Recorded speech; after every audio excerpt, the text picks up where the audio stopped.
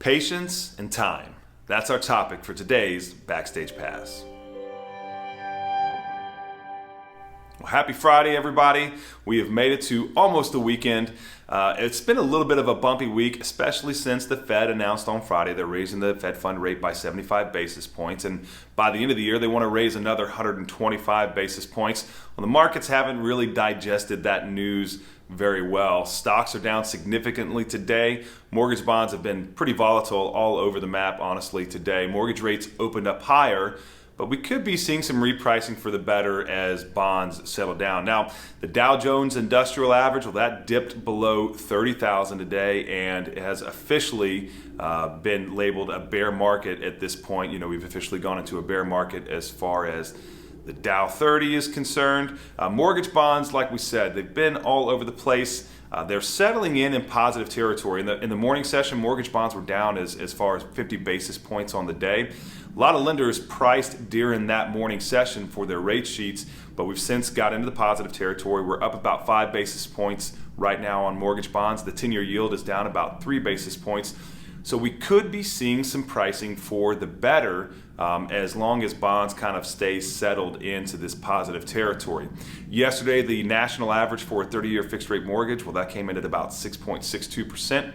Today, we're looking at that being a little bit higher, maybe 6.7%, somewhere around there. Just depends on how bonds settle in. Now, look, inflation is the primary concern in the economy right now, both here in the United States and globally. The good news is that central banks and the Fed all across the world, well, they're taking steps to help fight inflation. And the number one thing here in the United States that the Fed can do is that's by raising that Fed fund rate in order to slow the economy down. And as Jerome Powell said, it could cause some pain in certain parts of the economy, including in the jobs market and things like that. But we do know that it will eventually help bring inflation down. It just takes a little bit of time. And another good news, you know, the bright spot as the economy slows down historically, the bright spot has always been housing. That's because, number one, people still need a place to live. People are still going to purchase a home. You've got to have a place to live, and real estate, historically, it's an appreciating asset. And so housing always tends to be the bright spot in a slower economy.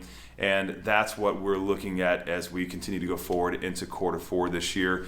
And we do know that as inflation starts to come down, as the result of the effects that the Fed and other central banks are doing with the Fed fund rate and their overnight rate, as inflation starts to come down, we know that mortgage rates are going to come down as well. It will happen eventually, but like I said, it just takes time. And in the words of Leo Tolstoy, the most powerful warriors are patience and time.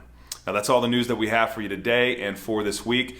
I hope you have a wonderful day and a wonderful weekend. Remember to stay positive, and we'll see you next week.